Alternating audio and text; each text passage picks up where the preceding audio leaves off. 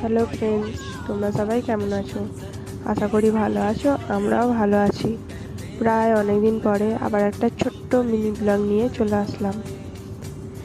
তোমরা কি কেউ গেস করতে পারছো যে আমরা কোথায় ঘুরতে যাচ্ছি? অবশ্যই কমেন্টে জানিও কিন্তু। আর আজকের আমাদের দুজনকে কেমন লাগছে সেটাও কমেন্টে জানাতে ভুলো না কিন্তু। আমাদের টোটো চলে এসছে, টোটোয় করে আমরা এখন যাচ্ছি স্টেশনে। স্টেশনে টিকিট কাটা হয়ে গেছে। সবাইকে বলছি টিকিটগুলো একটু দেখাও বলতে দেখালো। এবারে আমাদের ট্রেনও ঢুকে গেছে।